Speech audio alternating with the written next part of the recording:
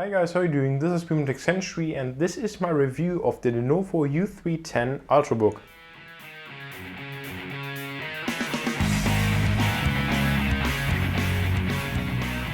Before we get started with the review, I want to mention the technical specifications of this machine.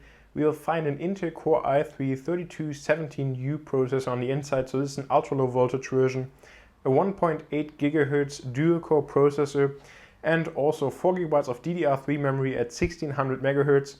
You can't upgrade this, so that's certainly a shame. Also a regular 320 GB hard drive at 5400 rotations a minute, and also a 24 GB SSD cache. Besides that, we'll find a 13.3-inch LED screen on the U310 with resolution of 1366 by 768, which is 16 by 9 widescreen.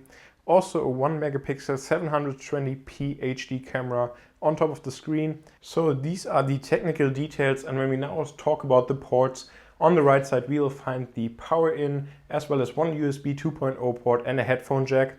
On the front we'll find two LED indicator lights, one for the battery charge and the other one then for the state of the laptop, so if it's in sleep mode or if it's just completely shut down, and also an SD card reader that's filled with a dummy. Then on the left side we'll find two USB 3.0 ports as well as an HDMI out and an Ethernet jack, and then also a recovery button. In general, I can say I'm really happy with the Lenovo U310, especially for the price point. This configuration currently retails for around 420 euros in Germany, and this is a fantastic price for an Ultrabook, and overall the quality is certainly right on this machine. So I want to start off with mentioning the trackpad. This is a really big multi-touch trackpad and certainly the best trackpad that I've ever used on any Windows machine. The overall surface is really nice, it's really responsive, all the gestures work without any problems, and just really responsive to the touch. And the size, responsiveness, and also the surface just make it the best trackpad that I've ever used on any Windows machine. The keyboard, while comfortable, is certainly a different story because it features a lot of flex. So overall there's just a lot of travel. If you just press one button, the whole keyboard will flex. If that's something that you don't like, I don't think that you will be happy with the Lenovo U310. If it's something that you can ignore, or if it just doesn't really matter to you, then certainly the keyboard isn't that bad.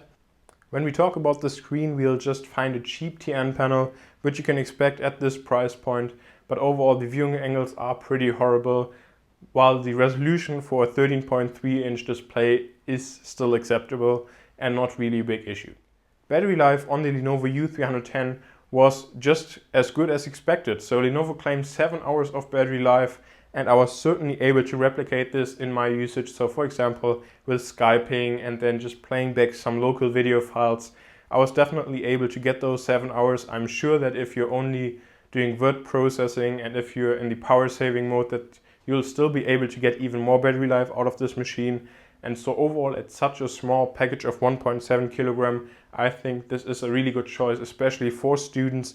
If you have to carry around your laptop a lot, and if you don't really want to, or if you can't invest too much money, then the Lenovo U310 is a great choice.